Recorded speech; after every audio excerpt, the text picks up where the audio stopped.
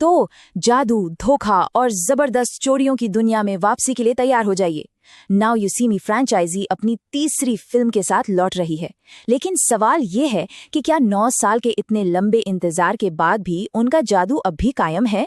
चलिए पता लगाते हैं कि इस बार पर्दे के पीछे आखिर चल क्या रहा है। सोचिए, लगभग 1 दशक बीत चुका है और सवाल सिर्फ एक ही है, क्या 4 हॉर्समैन का मैजिक अब भी दर्शकों को हैरान कर पाएगा या फिर वक्त की धूल ने उनकी सारी ट्रिक्स को पुराना कर दिया है? मुझे लगता है इसी सवाल के जवाब में इस फिल्म का असली रोमांच छिपा हुआ है। तो कैलेंडर में ये डेट मार्क कर लीजिए, 14 नवंबर 2025।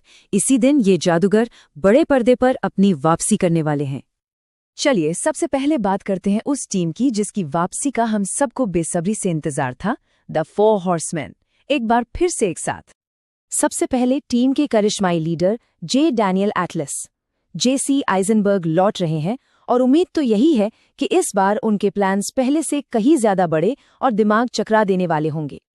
और भला मास्टर मेंटलिस्ट मेरिड मैकेनी को कोई कैसे भूल सकता है? वुडी हैरेल्सन का ये किरदार दिमाग पढ़ने की अपनी कला से इस बार किसके राज खोलने वाला है, ये देखना वाकई मजेदार होगा। और ये हैं हाथों की सफाई के उस्ताद जैक वाइल्डर। देखिए, डेव फ्रांको की इस फुर्ती के बिना तो कोई भी बड़ी चोरी अधूरी ही लगती है। और अच्छी खबर ये है कि वो टीम में वापस आ गए हैं। और अब वो वापसी जिसका फैंस को शायद सबसे ज्यादा इंतजार था। पहली फिल्म की escape artist Henley Reeves. Isla Fisher दूसरी फिल्म का हिस्सा नहीं थी, लेकिन अब वो लौट आई हैं। और सबसे बड़ा सवाल यही है कि उनकी वापसी कहानी को किस नए मोड़ पर ले जाएगी।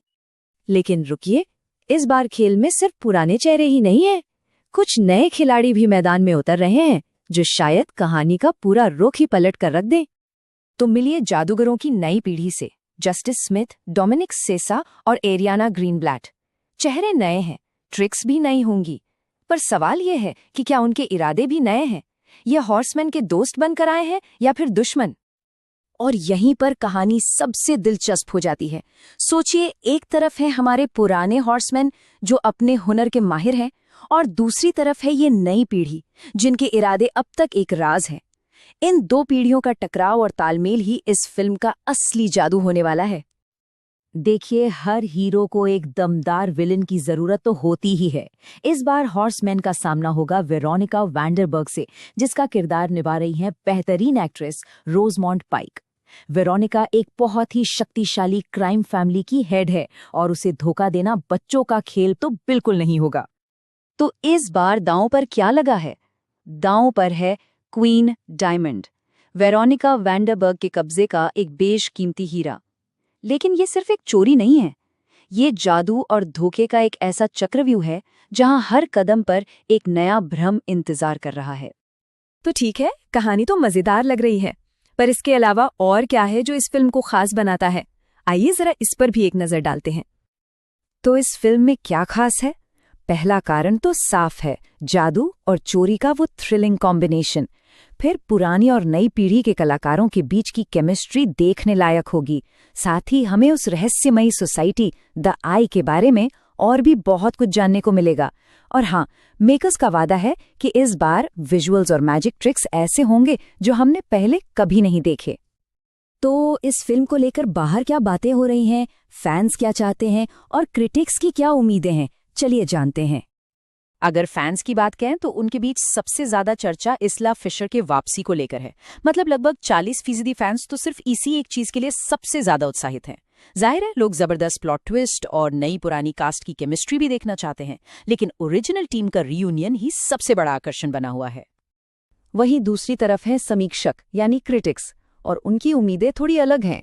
वो चाहते हैं कि ये फिल्म सिर्फ पुराने फॉर्मूले पर न चले, बल्कि पहली फिल्म की तरह एक स्मार्ट स्क्रिप्ट और कहानी में कुछ नयापन लेकर आए।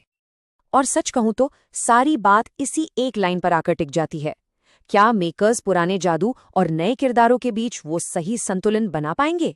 अगर वो ऐसा कर पाए तो ये फिल्म बॉक्स ऑफिस पर धमाल मचा सकती है। यही इसकी सबसे बड़ी चुनौती है और सबसे बड़ा मौका भी।